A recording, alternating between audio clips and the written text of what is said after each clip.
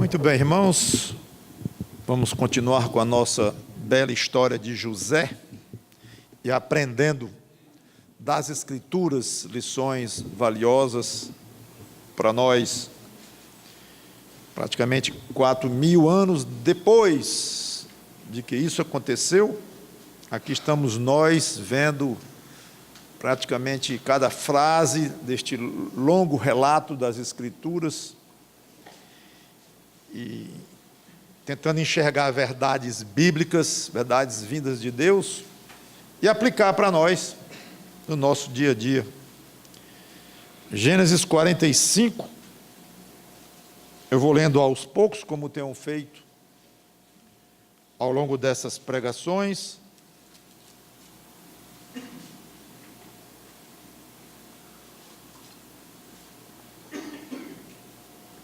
Eu vou ler o final do capítulo 44, que foi onde nós ficamos na pregação passada, quando um irmão de José, Judá, implora para que José permita que ele próprio, Judá, fique preso no lugar de Benjamim, irmão mais novo, e deixe Benjamim voltar para a terra dele, para Canaã, onde estava Jacó. Claro que se você está completamente à parte dessa história, você não vai estar entendendo bem ainda o que eu estou dizendo, e infelizmente não vai dar para eu resumir tudo. Então vai lá e lê em Gênesis a história de José, para você entender melhor. Essa é a 8ª pregação, e é difícil ficar resumindo toda vez. Mas eu terminei a pregação passada, então, no final do versículo 44, com o final do apelo bonito, emocionante, que Judá faz ao irmão José: por favor, deixe meu irmão Benjamim ir com os outros irmãos para o nosso pai Jacó. Ele termina assim: agora, pois, fique teu servo, ele próprio, Judá, em lugar do moço, no caso, Benjamim, que pretensamente tinha roubado um copo lá de José, mas que não tinha roubado não, José que tinha mandado colocar o copo lá, é o tal negócio do contexto, da história. Fique teu servo em lugar do moço, por servo do meu senhor, e o moço, Benjamim, que suba com seus irmãos. Porque como subirei eu a meu pai, se o moço não for comigo, para que não veja eu o mal que a meu pai sobrevirá. Então eu terminei comentando que a emoção ainda não havia chegado ao ponto máximo, a emoção dessa história, que houve várias fases de emoção crescente. Agora vai chegar o lugar máximo de emoção no começo do capítulo 45, quando José não se aguenta mais e resolve se revelar aos irmãos, coisa que ele não tinha feito ainda até aqui. Capítulo 45, versículos 1 ao 4. Então José, não se podendo conter diante de todos os que estavam com ele, bradou: fazei sair a todos da minha presença. E ninguém ficou com ele quando José se deu a conhecer a seus irmãos. E levantou a voz em choro, de maneira que os egípcios o ouviam, e também a casa de Faraó. E disse a seus irmãos: eu sou José, vive ainda meu pai? E seus irmãos não lhe puderam responder, porque ficaram atemorizados perante ele. Disse José a seus irmãos: agora chegai-vos a mim. E achegaram-se. Então disse: eu sou José, vosso irmão, a quem vendestes para o Egito. Vamos orar. Santo Deus, nosso bom Pai, obrigado pela tua palavra lida, ou sendo lida mais uma vez aqui, e que tenhamos sabedoria para estudar essa história muito mais do que apenas como uma interessante, emocionante história bíblica. É impressionante sabermos que não é uma lenda, mas uma história verdadeira. Mas existem muitas histórias verdadeiras que não são lendas, mas não passam de histórias biográficas. Mas também essa não é apenas uma história biográfica. Além disto, ela é a tua palavra, cheia de lições para nós, e que nos seja dado o privilégio de entender algumas coisas e entrar um pouco mais fundo por trás do que está aqui escrito. Que Cristo seja exaltado nas vidas dos crentes aqui presentes e dos que vão ouvir esta pregação, e também na vida daqueles que ainda não têm Cristo como Salvador, para que eles venham a chegar a este ponto de reconhecê-lo como Salvador. É em nome de Cristo que nós entregamos os resultados desta pregação nas tuas mãos. Amém. Pronto, agora José resolveu então encerrar o longo período em que ele se controlou para não se revelar aos irmãos. Houve várias fases deste processo, já comentamos em cada um deles, e agora finalmente ele resolve abrir o jogo, como se diz.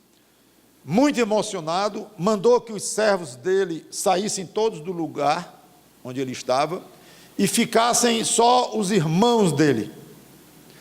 Só que ele se revelou tão alto e com tanta emoção e choro que ouviram, ali na vizinhança, ouviram na sala vizinha, e não somente isso, mas, como diz aqui, os oficiais de Faraó estavam ouvindo também, a casa de Faraó, não os oficiais, mas parentes, provavelmente estavam ali perto, ou onde estava acontecendo aquilo, era na própria casa do Faraó, ou do palácio de Faraó, de forma que foi muito alto, e todo mundo ouviu, e José não deu para segurar. E ele diz que é José, e pergunta: vive ainda meu pai? É claro que ele sabia que Jacó vivia, que a primeira coisa que ele perguntou, quando eles chegaram, segunda vez de Canaã, foi: como é que está meu pai? Primeira pergunta dele. Então ele sabia, mas era uma forma de dizer: eu quero muito mais detalhes do nosso pai. Falem mais dele. Digam aí, falem. Ele queria falar do pai dele. Só que resposta que era bom, não tinha, porque eles estavam completamente apavorados, em choque, quando José se revelou.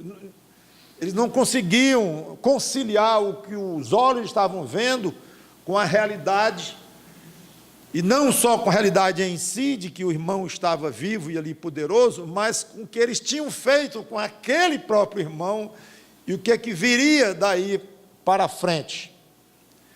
Então o susto foi muito grande, mais do que um susto, como eu falei, um choque violento. E qual seria a reação de José? É claro, é o que estava na cabeça deles: vingança, violência com violência. Eles agora eram como pó nas mãos de José. Era só um estalar de dedos, eram homens mortos ali imediatamente, ou, talvez pior do que mortos, sujeitos a grandes sofrimentos, torturas. Vocês sabem como era antigamente, para não dizer ainda hoje, em alguns lugares em que se pratica a tortura e grande crueldade física por parte de autoridades. Então, um pensamento provavelmente veio à mente deles: se eu tivesse adivinhado que José chegaria a tal posição, eu nunca o teria tratado como eu tratei. Nunca. O que eu fui fazer? Se eu tão somente tivesse imaginado isto. Eu fiquei pensando que esse tipo de reflexão ocorre. Nós temos a tendência de pensar assim quando algo dá errado conosco, em consequência de uma atitude nossa errada. A gente faz algo errado com alguém ou com alguma circunstância, aí dá mais errado ainda, e a gente pensa, especialmente quando se trata de alguém: se eu adivinhasse que ia ser assim, eu não teria feito. Errado. Esse tipo de pensamento, completamente errado. Primeiro porque esse se olhando para trás, é inócuo, não adianta nada. Se isso, se aquilo, se tivesse sido assim, se tivesse sido assado, não adianta. Então é falta de sabedoria perder tempo pensando nisso. Se, não adianta. E segundo, mais importante ainda, mesmo que nós pudéssemos prever que um pecado nosso contra alguém, ou um maltrato nosso contra alguém, que no final ia ser pior para nós, por algum motivo que seja, claro que essa não deveria ser a razão principal de nós deixarmos de tratar mal. Claro. Então nós precisamos tratar a todos com dignidade em qualquer situação, mesmo que um venha se tornar uma grande autoridade na cidade, ou no estado, ou no país, e o outro nunca venha se tornar coisa nenhuma em termos de importância nesse sentido, e nós vamos regular o nosso tratamento de acordo com o que nós poderíamos prever que aconteceria. Não. Então, trate a todos de uma maneira absolutamente igual, ou seja, com amor cristão. E eu ainda quero adicionar um pouquinho a esse pensamento de como tratar as pessoas. Eu quero focalizar, funilar para uma determinada pessoa, Jesus Cristo. Se as pessoas tivessem noção de quem é Jesus Cristo, dariam muito mais atenção ao que ele diz. É interessante que ele esteve humilde aqui, com os irmãos de José Cunceiro, Jacó humilde. Ele foi traído aqui, como Jacó foi traído também. No caso, ele morreu, ressuscitou e voltou aos céus. O problema é que na mente de muitos fica quase até o ponto em que ele morreu. E tudo bem, ressuscitou.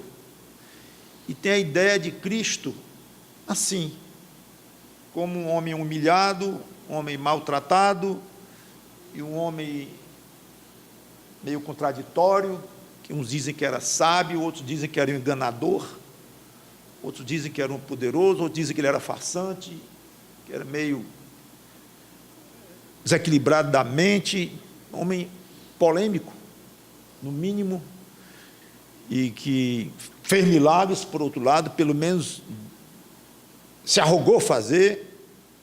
Seja como for, há muitos que não se empolgam muito com a história de Jesus, conforme contam os evangelhos.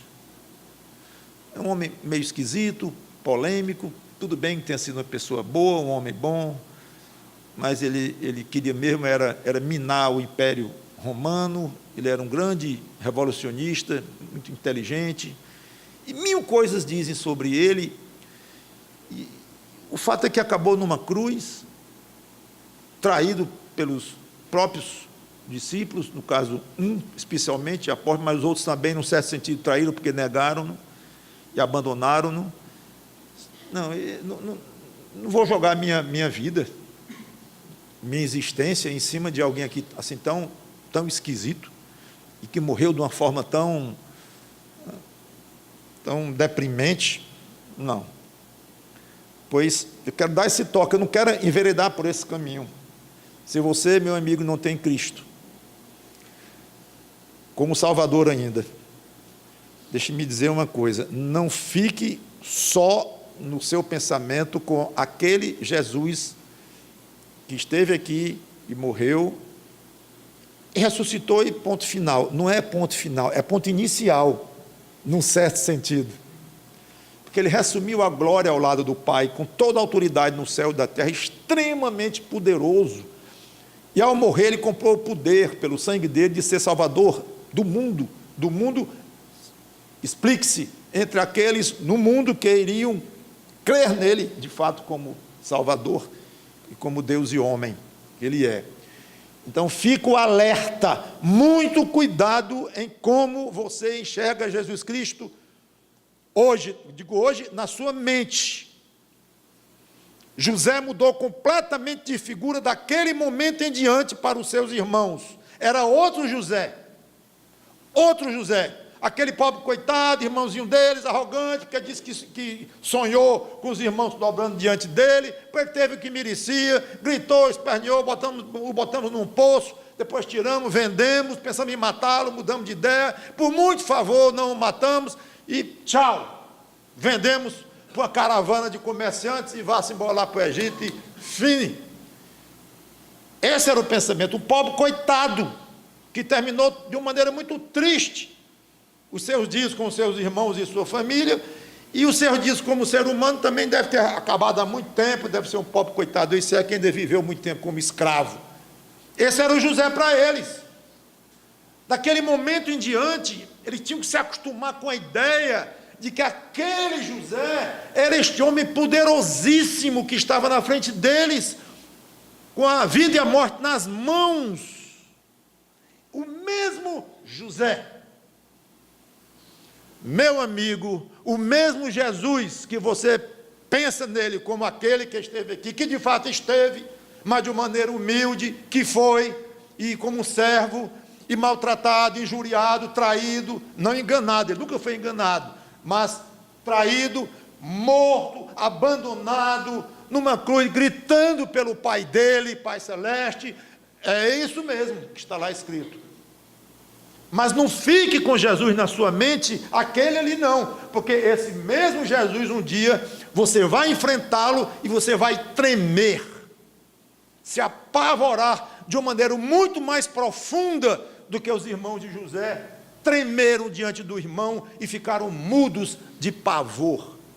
Comece a pensar, você que não tem Cristo como seu Deus e o seu Salvador, comece a pensar que aquele mesmo Jesus Cristo, o mesmo, deixou a sua forma esvaziada de existência aqui e continuou como sendo um homem, agora glorificado, continuou sendo Deus, estará no céu hoje à direita do Pai com todo o poder nas suas mãos. Não como o poder que José tinha de vida ou morte na mão dele, quanto aos irmãos, mas de matá-los aqui na terra, tira a cabeça deles, pronto, acabou-se. Não, Jesus tem um poder nas mãos de vida eterna, toda a eternidade, não é só a vida aqui na terra, essa vidazinha aqui tão fugaz, não. Então fica o alerta.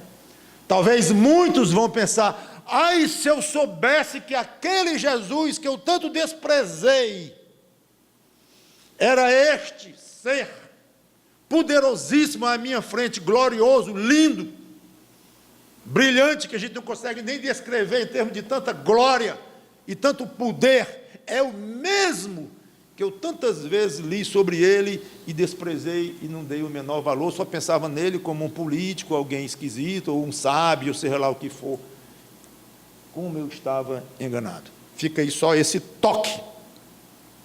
Não seja como um irmão de José, nesse sentido de tomar um susto, porque Jesus vai se encontrar com você, para não dizer o contrário, você vai ao encontro de Jesus, de uma maneira ou de outra.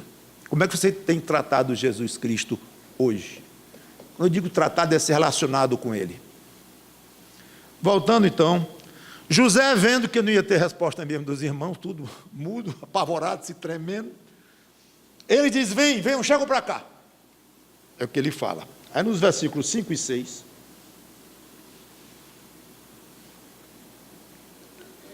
agora, pois, não vos entristeçais, nem vos irriteis contra vós mesmos, por me haverdes vendido para aqui. Porque para a conservação da vida, Deus me enviou diante de vós. Com os irmãos mudos, José dá sua explicação para tudo o que houve. Observe que ele já havia dito no versículo 4, eu sou José, vosso irmão, a quem vendestes para o Egito. Deve ter doído nos ouvidos deles esta frase. Como se dissesse, e ele se lembra. É óbvio que ele se lembrava, mas ele não precisava dizer isso aqui agora, ele está se lembrando disso agora. Imagina se ele estava se lembrando. Deve ter sido uma lança no coração deles. José usa a lança pela segunda vez. Em seguida, no versículo 4, quando ele diz: a quem vendeste para o Egito, e no 5, ele diz de novo: agora não vos entristeçais, nem vos irriteis contra vós mesmos, por me haverdes vendido para Quis. Eita, ele insiste. Ele não só se lembra, mas ele insiste. Deve ter sido muito forte essa afirmação de José. Só que José não queria maltratá-los. Eu usei a palavra lança, talvez deveria usar a palavra bisturi. Lança serve realmente para ferir e matar. Então esqueçam a imagem da lança, vamos usar a bisturi, que é usado também para cortar, faz sangrar, mas usado de uma maneira benigna para curar. Então vamos imaginar aqui o José usando o seu bisturi, ferindo os irmãos, sim, tirando o pus lá de dentro, sim, mas de uma maneira altamente benigna. José não queria maltratá-los de uma maneira pura e simples, não era crueldade dele fazer isso, sadismo, não. O que ele queria é que os irmãos vissem a malignidade do que eles haviam feito e também valorizassem o perdão que o próprio José estava pronto ali para dispensar. Então, o propósito de José ter usado aquelas 2 frases cortantes que usou, e que cortaram certamente, deve ter doído, mas o propósito era para que eles não perdessem de vista o fato em si do que tinham feito, de tão ruim que era, e valorizassem o perdão que José já iria dispensar, já estava dispensando. Então é impressionante agora, no versículo 5, como li, em vez de acusá-los, José os alivia. Ele acusa aliviando. Não vos entristeçais, nem vos irriteis contra vós mesmos, por me haveres vendido para aqui. Pufo, acusou de novo. Mas ele acusa ao mesmo tempo em que ele alivia, benigno, o corte, o ferimento causado aqui na alma dos irmãos deles. Como explicar isto? Afinal, não era importante para os irmãos, além de lembrados do mal que eles fizeram, não era necessário que eles se arrependessem profundamente? Sim. E era isso o que já havia acontecido. Essa é a explicação que eu vejo para o alívio que José dá aos irmãos. Sem abandonar a descrição do pecado deles, 2 vezes me venderam para o Egito, vocês me venderam para o Egito, mas ao mesmo tempo ele alivia, porque ele já tinha visto compunção no coração daqueles irmãos. Eu comentei em mensagem passada que José levou a angústia dos irmãos a níveis altíssimos, conforme todo o desenrolar da história, como vocês devem se lembrar, para provocar neles reflexão no que eles haviam feito, para que se arrependessem e prestassem conta com Deus. Só que tudo isso parece que já tinha acontecido. Eles reconheceram que Deus havia encontrado a iniquidade deles. Lembra, na mensagem passada eu disse, quando os irmãos disseram: ai, Deus encontrou nossa iniquidade. Então José foi vendo a atitude deles, a humildade deles, a preocupação deles com o pai, com o irmão mais novo, o fato de que eles estavam ali sendo apertados pelo próprio Deus, que encontrou a iniquidade deles. José olhando isso, José vendo isto tudo, e deve ter concluído com segurança: esses homens se arrependeram, estão compungidos. Não diz na Bíblia explicitamente que eles se arrependeram, mas fica evidente a própria história e a própria reação de José, que ele percebeu isso. Então, para que esmagá-los ainda mais? Além do fato de repetir o que eles haviam feito, para que ir mais fundo, mais fundo? Vocês não sabem que eu sofri, vocês não sabem. Não, ele citou 2 vezes ali, 2 cortes profundos e joga o alívio sobre eles. Não fiquem zangados com vocês próprios, não. A hora de ser duro havia passado. Agora, mesmo sem esconder o pecado deles, estava em cena a largueza, o perdão. Aí Josué entra com largueza mesmo, linda, e um perdão de nos deixar constrangidos. Vocês se lembram de alguém que, em vez de esmagar o pecador arrependido, alivia o seu fardo? Vinde a mim os que estáis cansados e sobrecarregados, e eu vos aliviarei. Tomai sobre vós o meu jugo e aprendei de mim, porque sou manso e humilde de coração. E achareis descanso para vossas almas, porque o meu jugo é suave e o meu fardo é leve. Senhor Jesus Cristo, vinde a mim os que estáis cansados pelo pecado. Ninguém houve que mais denunciou o pecado do que ele próprio, Jesus Cristo. Mas a denúncia do pecado e colocar o tamanho da negritude do pecado diante do pecador não elimina o exercício do perdão, ao contrário, mostra o perdão sob a perspectiva correta. O tamanho do perdão é proporcional ao tamanho da gravidade da ofensa que o pecado causa a Deus. Lembro de alguém que a Bíblia diz que não gostava de apagar a chama que já estava se apagando e que não esmagava uma cana que já estava amassada? Ele mesmo. Mateus 12 e 20, deixe-me ler essa passagem.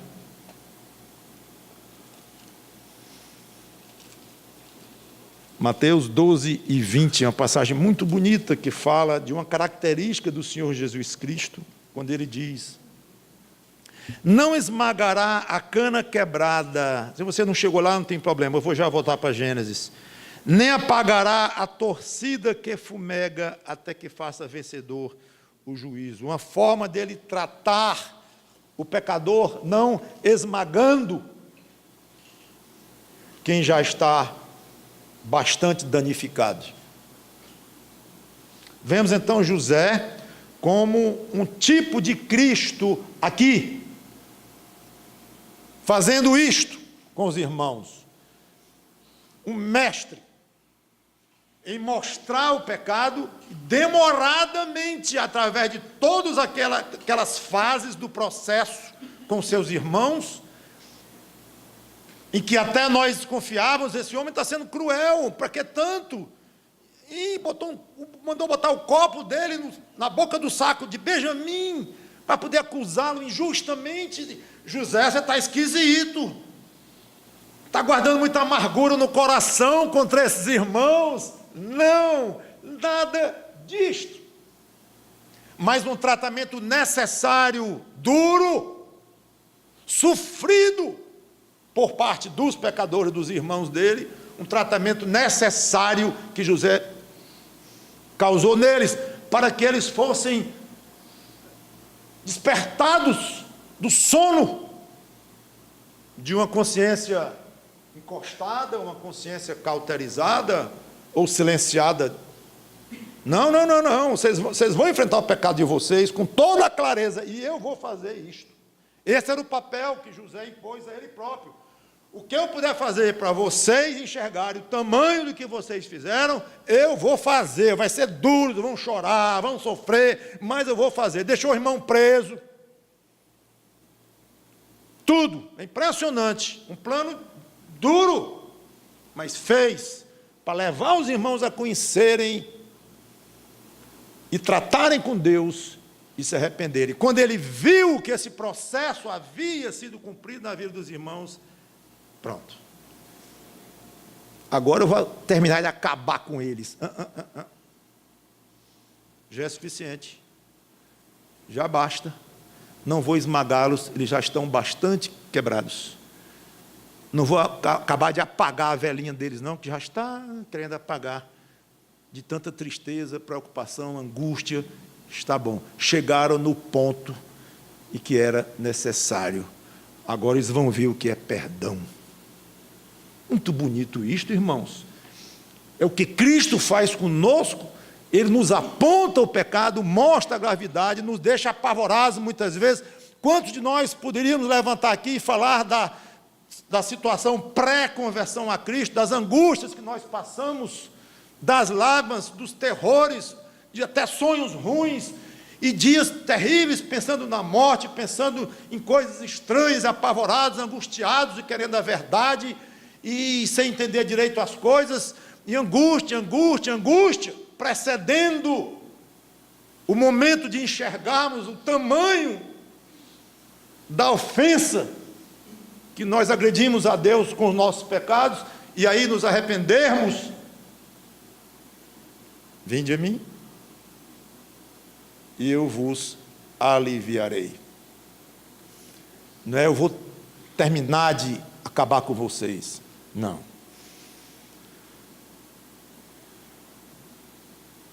Você crente,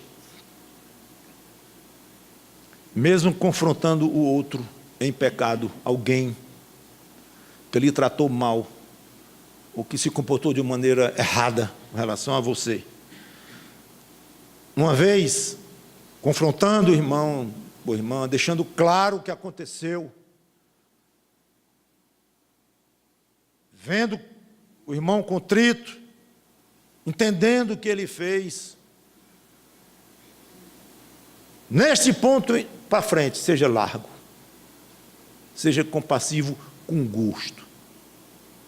Inclusive, eu não gosto quando irmãos vêm me contar que foram ofendidos, fui ofendido pelo irmão fulano de tal, não gostei, fiquei chateado, ele veio falar comigo, me pediu perdão, disse, não, tudo bem, tem problema não. Eu digo, você errou aí, meu irmão, e feio, não tem problema não, só tem problema, ele agrediu, ou de boca, ou geralmente é de boca mesmo, de desconsideração, ou falta de compaixão, ou agressão mesmo, uma grosseria, não importa, mas ele pecou contra você, e você vem dizer que não tem problema não, então Cristo morreu por um pecado que não tem problema não, Cristo morreu por cada pecado nosso, inclusive esse desse irmão que pecou contra você.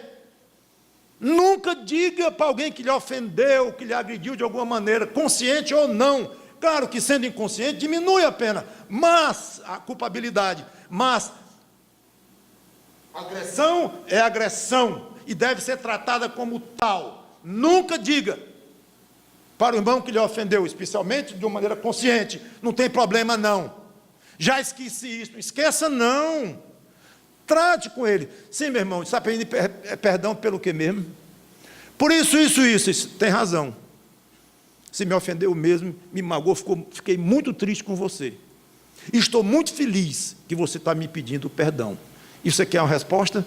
Vou pensar, vou dizer agora, está perdoadíssimo. Essa é a solução cristã. Então, quando eu digo para você não deixar passar o que o irmão fez contra você, que vem lhe pedir desculpa ou perdão, dizendo que não tem problema não é para esmagá-lo não, é para levá-lo a confrontar o seu pecado, o pecado dele, melhor dizendo, e uma vez confrontado, ele então pede perdão, e você então perdoa. Esse é o caminho cristão, e José percorreu esse caminho de uma maneira magistral. Meu amigo, que sem Cristo, e você quer perdão, alívio total, corra para os pés de Cristo, mas corra ligeiro, porque você não vai encontrar alívio aqui de ser humano não, viu? Nem perdão total não, e mesmo que encontre um perdão humano belíssimo, que há, mas ser humano algum tem perdão de perdoar pecado de uma maneira a anular o efeito eterno do pecado. Eu posso perdoar o pecado que alguém cometeu contra mim. Sim, em termos humanos, o que eu pude perdoar, eu perdoei. Mas eu não posso anular o efeito eterno que aquele pecado terá diante do Deus Criador e Senhor dos céus e da terra. Não posso, não posso, não está na minha alçada. Mas Jesus Cristo, Ele próprio é Deus. Então, Ele pode perdoar pecados, não apenas a ofensa em si, em termos do que causou, mas os efeitos, causou nesta terra, mas os efeitos eternos. Ele pode perdoar e perdoa, quando há contrição de fato, e quando se acredita realmente, se crê no tamanho do seu sacrifício. Então, voltando, no versículo 5, José dá ainda uma valiosa lição sobre a soberania de Deus, dizendo que Deus é quem o enviara adiante da família.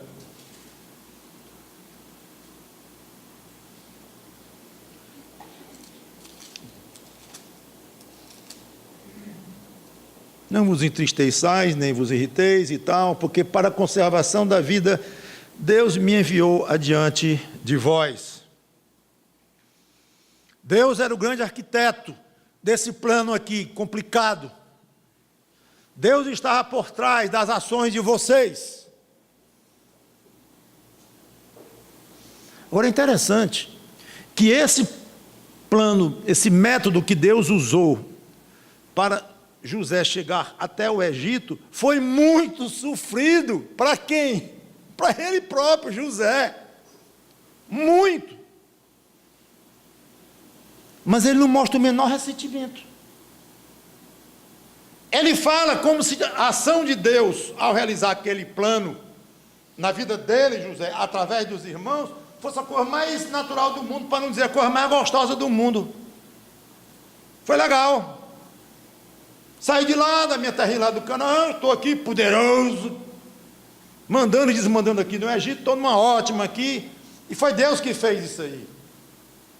Não foi bem assim não, Deus fez isso aí tudo, sim, mas eu sofri o que vocês não podem imaginar, nesse plano deste Deus, que eu estou exaltando aqui, penei. Onde é que está escrito isso aqui? Parece que não está no coração de José, este detalhe, que não é detalhe coisa nenhuma, esse homem sofreu muito, até chegar lá, e o pior sofrimento é a injustiça, como ele sofreu, dos irmãos, da mulher de Potifar, esquecimento, ingratidão dos oficiais do rei que estavam presos, lá do padeiro e do copeiro, talvez um sofrimento mais do que físico, nós não temos muita informação sobre o sofrimento físico, mas psicológico, sofrimento de alma, a injustiça, a ingratidão que esse homem passou, e sem saber o futuro, né? Preso numa prisão lá do Egito, escravo, terrível. E ele não mostra o menor ressentimento. Eu não estou dizendo que José não passou por um momento amargo na vida dele, que ele não chorou um bocado enquanto chegava no Egito, lá vendido pelos irmãos, ele gritava no poço pedindo que os irmãos tivessem misericórdia dele, como os irmãos mesmo confessaram. Deve ter passado momentos terríveis enquanto a mulher de Potifar estava querendo seduzi-lo, demorou algum tempo, deve ter tido noites sem sono, acordado, o que vai acontecer comigo? Então, tudo isso ele passou, na prisão, claro, deve ter tido momentos baixos, até mesmo diante de Deus, chorado, Senhor, e tal. Admito plenamente, isso não choca, absolutamente, é natural. Mas não vemos que ficou guardado no coração dele amargura contra Deus. Uma coisa assim, querendo o tempo todo reclamar, e não perdendo a primeira chance de colocar para fora. Olha, tudo isso que aconteceu, não fique nem triste não, foi porque Deus quis. Nós sabemos porque a história dele conta, mas não teríamos sabido por ele. Tem crente que está pronto para reconhecer, sim, alegremente Deus em sua vida, louvado seja Deus, fala em Deus direto, louva, canta, tudo mais, enquanto vai tudo bem. Quando chegam os problemas, a alegria desaparece, e aquele mesmo crente que 2 semanas atrás estava falando e louvando e falando na igreja, dando testemunho que Jesus é isso, e Deus é bom demais, Deus é fiel, aquele mesmo irmão, o irmão fica murcho. Parece que o Deus dele murchou também. Cadê aquele Deus, irmão? Pois é o quê? Cadê aquele Deus? Ele mudou? Porque as coisas estão complicadas. Pastor, você nem imagina. Digo, nem quero, nem precisa, né? Para saber que o Deus é o mesmo, poderoso, maravilhoso, mais do que você disse há 2 semanas atrás, muito mais do que você falou, e agora você é todo murcho, sem graça, para não dizer, doido por uma chance para despejar tristezas, sofrimentos, problemas, quase esperando que alguém só faça triscar em você para sair tudo, e por muito favor, você fica quieto ali, acabrunhado no seu canto. Aí daqui a 2 semanas, aquele problema que você tinha desapareceu, você está bem de novo, Deus é maravilhoso, é fiel. Irmãos, não é para ser assim. Não é para ser assim. Louve este Deus, tudo bem, que a alegria não seja a mesma, não seja tão efusivo quanto, claro, isso é humano, que a pessoa alegre esteja risonha, efusiva, o que está passando por necessidade, às vezes necessidade grande, ou dor, doença de alguma forma, ele não vai ter aquela efusividade, é até estranho, fica até meio esquisito, tudo bem, embora isso dependa muito de personalidade, mas é natural que a pessoa esteja mais contida e o rosto dela revele um sofrimento, passando por alguma dor, uma preocupação, tudo bem, mas seus lábios não parem de louvar este Deus e de falar da mesma glória, da mesma maravilha, da mesma fidelidade deste Deus. Mesmo que você fale mais baixo, mais quieto, até com lágrimas nos olhos, chorando, mas dizendo, é tão fiel quanto há 2 semanas quando eu louvei aqui. Ele é tão fiel, tão maravilhoso. Está permitindo algumas trovoadas na minha vida, mas isso não altera nada a maravilha do meu Deus. Então, o meu amor por ele não murchou. Eu posso até estar mais murcho, em termos mesmo de sentimento e de disposição. Estou, reconheço que estou, mas é humano e é normal, e eu admito que seja mesmo, mas meu coração não está murcho, não. É o mesmo. Ela está mais ainda apaixonado por esse Deus, que vai me livrar desse sufoco. Um dia eu vou esperar nele.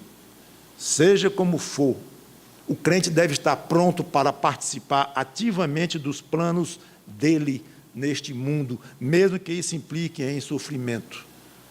O de José implicava em muito sofrimento, depois em muita alegria. Sim, mas era o plano que Deus tinha para José. Numa máquina, no motor, algumas peças são rapidamente gastas e têm que ser substituídas com uma frequência alta. Tinha um tal de uma correia dentada, que eu nunca me esqueço, que me diziam muito, cuidado com a correia dentada, porque se ela quebrar, quebra o motor todo. Ixi, é 6 meses que ela dura, 1 ano, sei lá, eu ficava com medo, nunca esqueci da tal correia dentada, porque ela se desgasta rápido e ela acaba com o carro se ela for destruída, ela partir e tal. Tem peças que você compra num carro e você usa o carro 1 ano, 2, 5, 10 anos, vende o carro já velhinho, e a mesma peça, nunca trocou. A correia já está na 5ª. Se você é correia dentada num carro, se você é uma dessas peças que vão sofrer pouca pressão durante a sua existência aqui, não sei. Mas há peças de grande desgaste. Se você é uma dessas peças de grande desgaste, seja a melhor peça que você puder. Se você é uma peça de pequeno desgaste, que Deus lhe utilize da melhor maneira que Ele quiser, como uma peça de pequeno desgaste. Mas esteja pronto para o desgaste que Deus queira que você enfrente, dentro do seu papel, nos planos de Deus, no motor de Deus aqui, neste mundo. Você está pronto para qualquer posição que Ele queira lhe colocar? O tipo de peça que Ele quer que você seja? Ele pode até querer mudar num certo momento da trajetória, e aqui falha o nosso exemplo, porque uma peça é sempre a mesma peça, mesma função, mas na criatividade, na inteligência de Deus, Ele pega uma peça e transforma. Agora você vai ser isto. Daqui para frente vai ser diferente na sua vida. Está pronto? Essa é a pergunta que eu faço enquanto continuo. Agora vamos ver o motivo pelo qual Deus mandou José, versículo 7. Até aqui ele não falou por quê. Deus me enviou adiante de vós para... aqui vem a explicação agora. Para conservar a vossa sucessão na terra. O tamanho desta frase. E para vos preservar a vida por um grande livramento. Aponta para o futuro aqui. Presente e futuro. Presente na questão óbvia da seca e da fome. Então José estava lá em posição de ajudar, como já estava ajudando, e de ajudar muito mais seus irmãos, seu pai, sua família. Mas de maneira muito mais profunda, Deus iria permitir a própria sobrevivência do povo de Israel lá. E fala aqui de um grande livramento. Não sei se esse livramento se refere, no caso, à fome que estava acontecendo lá, ou ao livramento que eu acho que eu tenho a tendência de achar, que é o livramento que Deus daria 400 anos depois ao povo, quando estava sofrendo miseravelmente nas mãos de outro faraó, que nem conhecia José. Claro, 400 anos depois. Mas fala aqui que foi para preservar a vida, ou seja, olha o aspecto benigno do coração de Deus. Todo esse plano aqui complicado aos nossos olhos, confuso, em que há maldade no meio, há maltrato no meio, há ingratidão, há sofrimento, todo tipo de sofrimento, mas há alegria também, há surpresa em receber poder lá do Egito. Era um plano que envolvia muitas coisas, pois isso tudo envolvia os irmãos apavorados, envolvia o pai de José e dos irmãos, com saudade de José, e preocupado com Benjamim, um sufoco, Jacó passou, grande nisso aí tudo. Pois é, os planos de Deus são assim. Ele fez tudo isso para preservar a vida de Jacó, de seus filhos, em termos mais imediatos, e do próprio povo de Israel, ao longo de 400 anos. Agora, no versículo 8, ele repete que Deus o enviara, mas ele acrescenta um fato curioso que ele não tinha ainda feito. Tinha dado a entender, mas agora ele explicita. Assim, não fostes vós que me enviastes para cá, e sim Deus, que me pôs por pai de Faraó, uma forma de dizer que Faraó ouvia muito, e ele era conselheiro de Faraó, e senhor de toda a sua casa, e como governador em toda a terra do Egito. O que ele disse diferente aqui? Foi a afirmação explícita. Não fostes vós que me enviastes para cá. Não, José, paciência. Agora você exagerou. Não foram eles. José, foi. Que foi? Foi. Foram eles, as mãos deles que pegaram José, literalmente jogaram lá no poço, tiraram, venderam lá, tiraram a túnica dele, foram eles. Como é que José vem e diz, não foram vocês? José, você está indo longe demais. Não é assim, claro. Qual a explicação disso aqui? É que Deus estava por trás.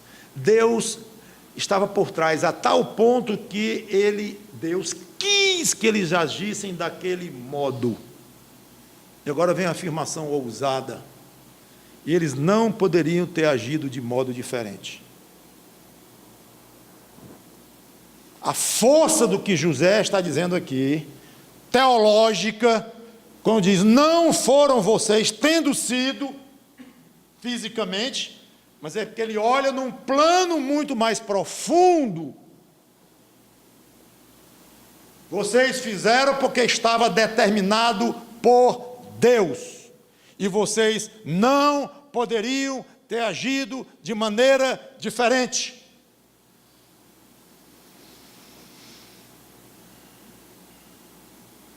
Robôs. Robô não. Não, mas se Deus tinha decidido isso, e eles não poderiam nem ter agido diferente, máquinas na mão de Deus. E aí entra um grande mistério. E quem entende isto descobre uma chave valiosíssima para as coisas espirituais e para se relacionar com este Deus misterioso. Na nossa lógica, é claro que eles são robôs. Fizeram uma coisa porque o outro mais poderoso mandou e eles não poderiam nem ter resistido. É uma máquina teleguiada. Mas vem a Bíblia e diz que cada ser humano é culpado por cada atitude, cada gesto, cada pensamento. É responsável diante de quem? Não, é outro Deus, é outro departamento. Claro que esse Deus aqui não poderia cobrar de pessoas que ele determinou e não podia ter sido diferente. Esse Deus não vai cobrar isso, é outro Deus. Não, é o mesmo. Quer dizer que o mesmo Deus que garante uma ação humana a ponto de José dizer, não foram vocês, tendo sido, a mostrar a profundidade do poder de Deus sobre os corações deles, esse mesmo Deus culpa a eles, culpa. Ah, pastor, aí eu não entendo, isso não vai entender nunca. Desista de entender, por favor, pelo bem da sua saúde espiritual, meu irmão em Cristo, desista de entender isto. E você que não é irmão em Cristo, não é crente ainda, eu imploro mais ainda, porque a sua vida eterna depende de você desprezar a necessidade de compreender isto, porque você não vai compreender nunca. Nunca.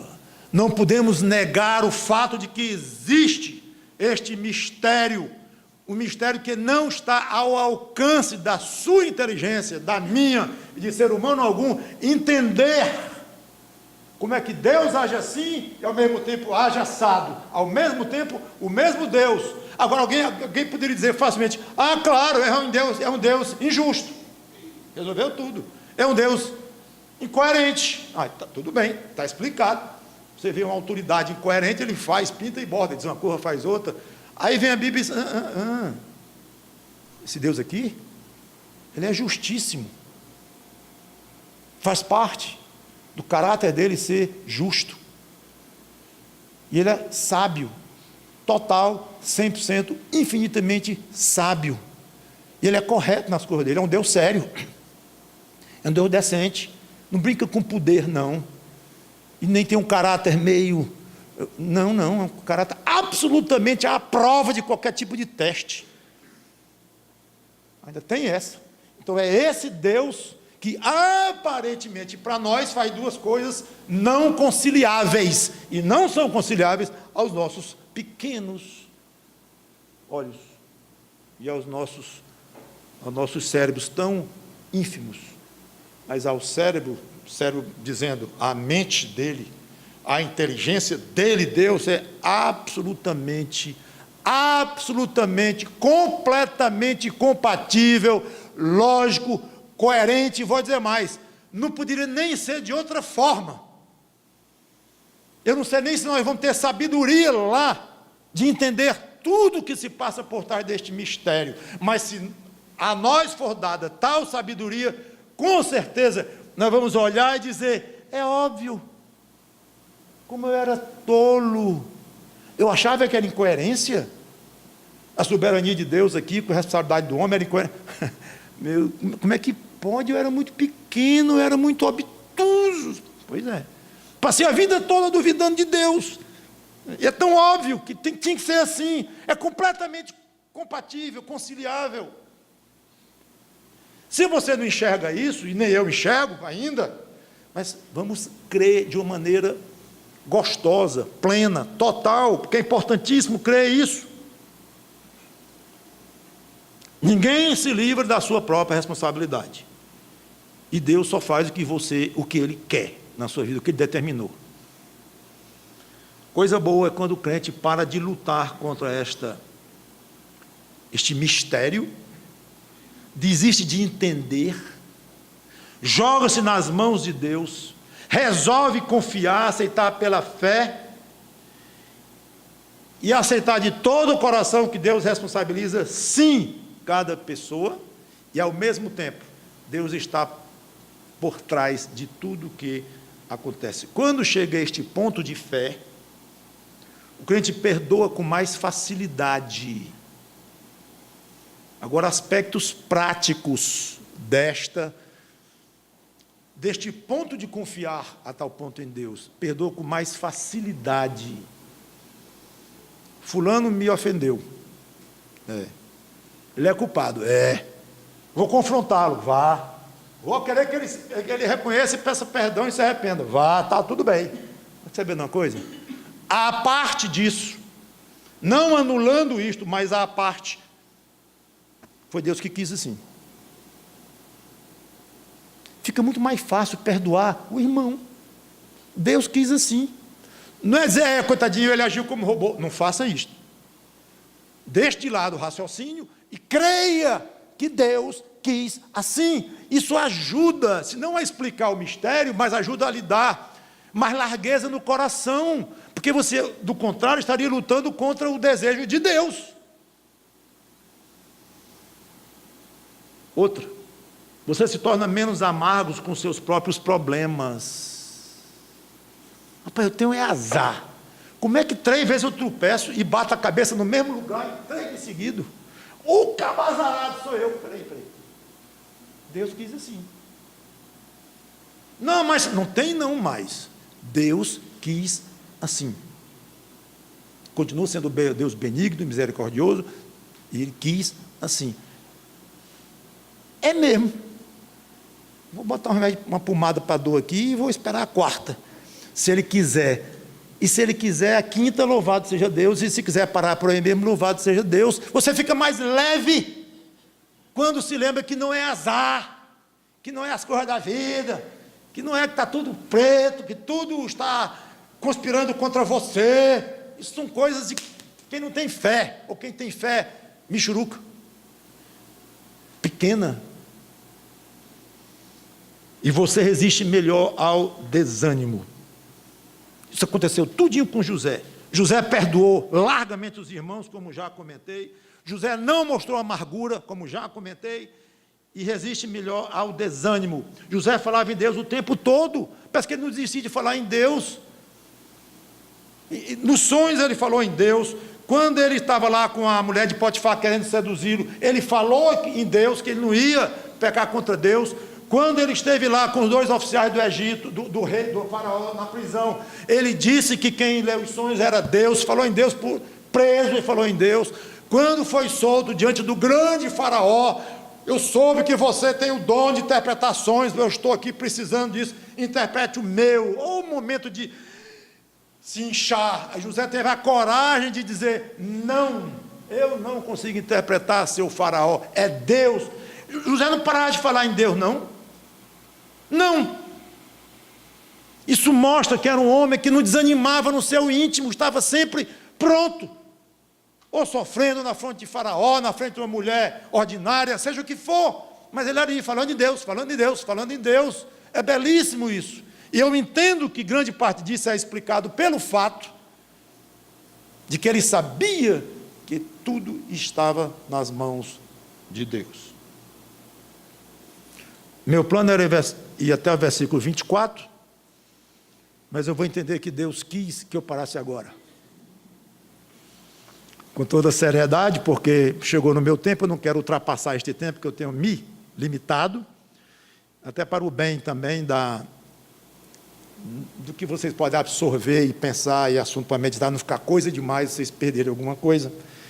Então vamos ficar aqui, sem problema, é uma história contínua, de uma maneira ou de outra, no versículo 24, e tem que parar para ir para o 25, porque continua a história, e acho que já é suficiente o que foi dito aqui, para que Deus nos dê reflexão sobre esses assuntos, especialmente a largueza no perdoar, ao mesmo tempo em que confronta o pecador. Fique com isto. E você que não tem Cristo, repito o que já disse, inclusive, quero encerrar assim. Se você quer perdão de fato, e eu vou mudar o verbo, não é nem querer, se você precisa de perdão de fato, eu vou mudar o se, e vou botar, já que você precisa desesperadamente de perdão, porque você é um pobre miserável pecador, como todo ser humano é, corra aos pés de Cristo. Não espere que o perdão que seu pai, sua mãe, sua namorada, sua esposa, seus filhos, seus inimigos, seus amigos, não espere que esse perdão que eles poderão lhe dar, e poderão mesmo, e graças a Deus pelo perdão humano, mas não espere que isso vai resolver coisa nenhuma do seu estado espiritual de condenado ao inferno, como é todo ser humano, da maneira como ele nasceu, ou seja, sem Cristo. É preciso uma atitude sua, crendo em Jesus Cristo, aceitando que você é pecador, se arrependendo dos seus pecados, pedindo perdão a Cristo, pronto, aí vem um alívio e alívio. Quer perdão, quer alívio na sua alma, corra para Cristo. Vamos orar. Obrigado, Senhor Deus, pela Tua palavra pregada mais uma vez.